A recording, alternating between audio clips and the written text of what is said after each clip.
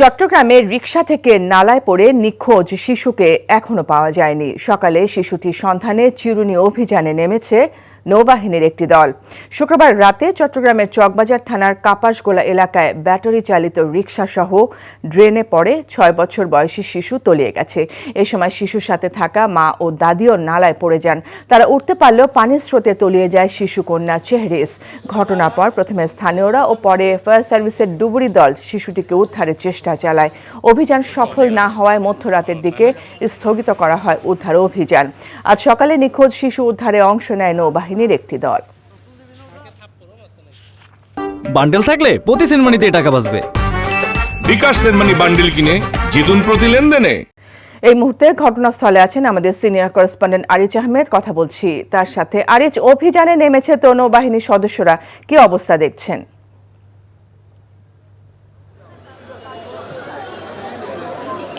ফারজানা, এই মুহূর্তে নৌবাহিনীর প্রায় 15 জন সদস্য শিশুটি উদ্ধার অভিযান শুরু করেছে সকাল থেকে। তো আমরা এই মুহূর্তে অবস্থান করছি চট্টগ্রামের যেটি চাকতাইখালের দিকে তারা অভিযান পরিচালনা করে আসছে এবং যেই স্থানে আসলে শিশুটি নিখোঁজ হয়েছিল সেখানে গত রাত থেকে fire service, Chittagong city corporation সহ বিভিন্ন সংস্থা কাজ করেছে এবং তারা মধ্যরাতে তাদের অভিযান শেষ করেছিল এবং তাদের সকাল থেকে আবার নতুন করে নৌবাহিনীর সদস্যরা অভিযান পরিচালনা করছে। এখন পর্যন্ত নিখোঁজের যেই প্রায় 14 ঘন্টা পার হয়েছে, এখনো পর্যন্ত শিশু চেহরিসকে এখন উদ্ধার করা যায়নি।